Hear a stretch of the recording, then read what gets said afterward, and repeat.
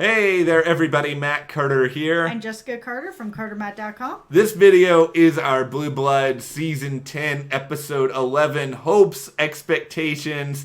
We'll break down some of the stuff that we want to see because, honestly, CBS, they ain't giving us much on Episode 11 at the moment. No, they really aren't. What we know is there's... Merry Christmas. Yeah, I know. Here's some coal. We got some coal and like 5 seconds of A Christmas Carol tonight, and that is supposed to tide us over into the new year. I know there's a new 5-0 next week, but there's no new Blue Bloods. This is it. There was New Year. no promo even, so we don't even have that to go on. But Nope. we'll sort of start this off by prognosticating when Blue Bloods will be back, and then we'll go into some of the stuff we want to see. But before we do anything, if you like this video, give us a like, subscribe, and hit the notification bell so you don't miss any other updates. And we already did a full reaction to tonight's episode, and you can check that out. We got a link in the description. Alright, so typically, Blue Bloods will come back the 1st or 2nd January of the new year. They recognize that people don't want to go outside in the winter in January, so... No, and normally Fridays and Saturdays people are out and they're doing whatever at night, but this is not where... in January. No, it's just... Blue Bloods night. Just load up on some food, sit down, watch the show. That's exactly what they're hoping for. So have some avocados. Yeah, have some of Tom Selleck's avocados. It's going to be back probably on either the 3rd or the 10th of January. I mean, that's all tentative, obviously. We'll have more information once we hear more. But that would be my expectation. Now, let's get into what could happen because Blue Bloods is not a cliffhanger show. Like, they don't really give cliffhangers like 99% of the time. And they didn't this time either. So, we can't really talk too much about that. So, instead, we'll just go through some of the characters here and talk about where we think some of their stories could be going. Well, I guess the only real cliffhanger wasn't in this episode is about the mayor and what's going to be coming up with that. And so that might be a good place to start. And it is, because that was the perfect segue into what was sort of on my mind anyway, because he is, as you have noted, the one really loose end that is kind of out there that's really important to be revisited. Yeah, because he feels like he's going to be a really big foil for Garrett and Frank, and who knows who else. Yeah, and also potentially Aaron, because we don't know what's Aaron's future going to be in regards to him. Yeah. And I mean, the question to me really is, when does Aaron sort of resolve her own plans when it comes to the mayor? Because I feel like that's going to impact on some level the relationship that the mayor has with Frank. Yeah, and I think it could, or at the very least, because if he's got Aaron, then maybe he'll feel like he can deal with Frank a bit better. Yeah, that's kind of my feeling. Maybe. I mean, Frank's his own person. He's always going to think this way. Well, that's the thing, is this mayor doesn't understand this family very well yet, that regardless if Aaron is DA or not, she's still going to do whatever she's going to do, and it's going to have nothing to do with the mayor. It's going to have nothing to do with her dad. None of it's going to matter. Yeah. And it'll be the same for Frank. If Aaron's the DA, oh well, he's still going to do what he has to do. Work is work and family's family. And while they are work and family, they normally have found a way to keep it as separate as possible. So for me, with that in mind, I would kind of like to see Aaron make a decision at some point, like early on in February, so that you're getting into the February sweeps. That's where all your big stories can happen, because if she says no to the offer of going and trying to become DA, which to me, I mean, I can kind of understand the logic of having it both ways, but I would kind of want her to say no, because I don't want her to kind of have to feel like she's under the mayor's thumb, or the mayor's going to try to manipulate her or manipulate Frank. Yeah, I'm not looking forward to that kind of a storyline, because some of what I really like about Aaron is that she's really tough. And I don't want her to have to just be tough all the time. And if she's working as DA and she's having to deal with the mayor trying to pressure her, then she's just going to have to be tough all the time. And one of the things that I've enjoyed so much about her lately has been her relationship with Anthony, because he brings out a fun side, a funny side, a more joking side. I mean, we even saw her tonight jump out from behind a cabinet and be like, top of the morning to you. And I was like, oh my goodness. Okay, you know what? I like this side of Erin. There's a lot there. But if she's DA, I feel like there's just going to be a lot more of her having to be tough all the time. Because she's going to be dealing with Frank, dealing with the mayor. There's going to be a lot more going on. The only way that I would accept Erin going for DA is if she's sort of like, you know what?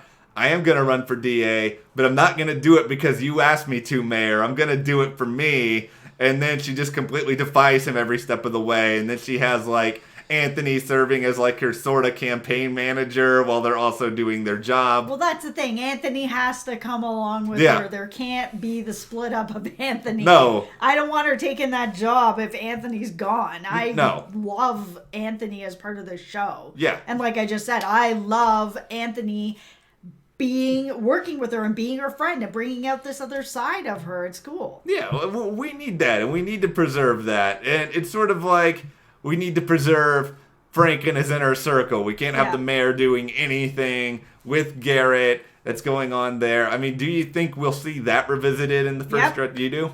I do think that when it comes back and we see the next bit with the mayor, I think this is going to be revisited for sure. I don't think that Garrett's out of the woods. I don't even think Frank is out of the woods at this point. That last sentence that the mayor gave them to kind of be like, I'll be mayor in a month, and when I'm sworn in, we'll revisit this conversation. You guys can stand strong now, but you got like 30 days till I'm sworn in, and then we'll talk again is not good.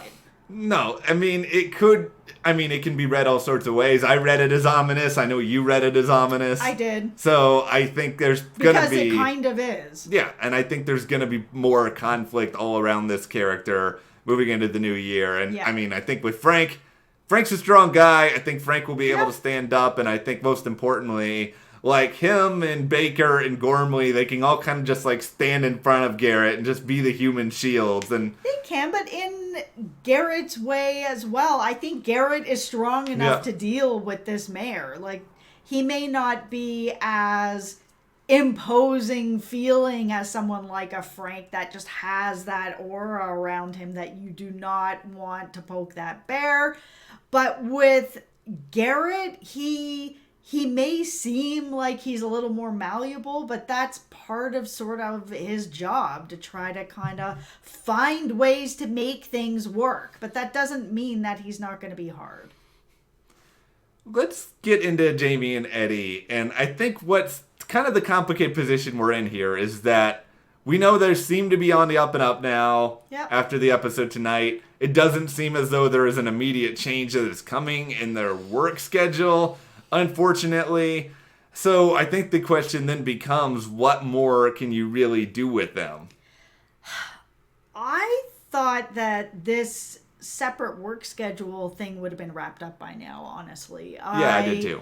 I thought maybe by November, like going in November, that this would have been wrapped up, because this isn't working for me. I love these characters. I enjoy them being married. And, I love them being married, and I love their relationship.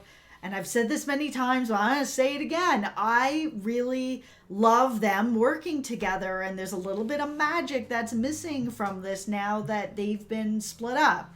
I get why they need to be, but can't they move into the new year where maybe Eddie gets put into a new position so that she reports to someone else? Can't she move up in the ranks so she can be... She doesn't have to be a sergeant as well, but can't she move up into something else or a different department? Like, let's get it so that maybe she's getting some cases and can come to Jamie and work them out. Like, where is this? I need it. Maybe they could just find a way to both be placed on some sort of task force or something like that where they would be working alongside each other. I don't understand departmental structure enough, but I feel like... No, I don't either. Yeah. But this is also just a TV show. Yeah. So, yeah, you have to have a little bit that's going to be matched up to real life, but this is also a TV show, so you can give a little bit just give a little bit so that we can get them at least, even if they're not going to be out on the street together anymore, and that's fine. Let's have a little bit of casework at the office. Yeah, and we have a couple other characters to get through. I'll go over one really quickly, and that is, in the new year, I just want to see Nikki again. I think we are going to see Nikki again. I get the impression that she's not gone for good, but okay. Well, Danny and Baez, I'll keep my wish for them in the new year is kind of simple. They need a new long-term rival. They need a new enemy. And it doesn't have to be, Luis Delgado all over again. Like, I actually would be cool if it's sort of like a Baez big bad. That's sort of like, here's this person from Baez's past who she's tried to put away like 4 times and she hasn't been able to. And now with Danny's help, they can figure it out. Yeah, I would like that too. And I know that a lot of the bigger stories, they like to have it with Danny, but why not have it with Baez instead? I mean, Danny's gonna be involved. Yeah. This is his partner. I mean, there could be some really good meaty storylines coming up, and I really hope there's going to be, because some of these cases for them, woof, they just haven't been there since... The first episode was really great, where he's kicking in that car on fire, and all of that was really cool. And then some of the cases, they're really forgettable. And that makes me really sad, because I like these two. I love watching them working a case. I want a good case. Give me some good cases this year. Yeah, and give us some that can maybe come back around for another episode or 2. I mean, Delgado's not the only example we've had of that. It can be even a small arc. Yeah, just give us something more so that these two characters can sink their teeth into it and build this relationship up and just remind us. Because Blue Bloods is really the show about these odd friendships that are just so endearing to watch. I mean, Jamie and Eddie has moved into something more, but with the members of Frank's staff, their friendships are all really fun. Yeah, they are. Aaron and Anthony, we love them. Danny and Baez, they are more than capable of being on that same level because they have been before. Yeah, they have. It's going to give us a little bit of that back. I also want to see more Henry coming up in the new year. He's had a couple episodes so far this season. Where he's had a nice spotlight, and the stories have been really good. Yeah. I have enjoyed them immensely. I really want to see even just a couple more of those stories. I'm not being greedy here. I don't need Henry every episode to have a big story. I will take it if you want to give it to me. Yeah. But I would like to just see a little bit more of that. Yeah. Really good back-to-back episodes this year of Henry that I really enjoyed. Yeah, and I think the joy of probably writing for Henry is because you don't have him in every single episode. They can sort of just store away good ideas and then just give us 2 or 3 really good ones over a season. So we got to have at least one more. There's still a lot of time left. But, all right, well, we'll wrap this video up. Don't worry. We will be back. We'll do more Blue Blood stuff throughout the hiatus, especially once we learn when it's coming back and some of those details. But for now, we want to know from you guys. Give us all of your Episode 11 hopes, expectations for all of the characters below. And if you enjoyed this video, give us a like, subscribe, and you can support us further by checking that link in the description to the CARTERMATT store. And we'll see you here next time.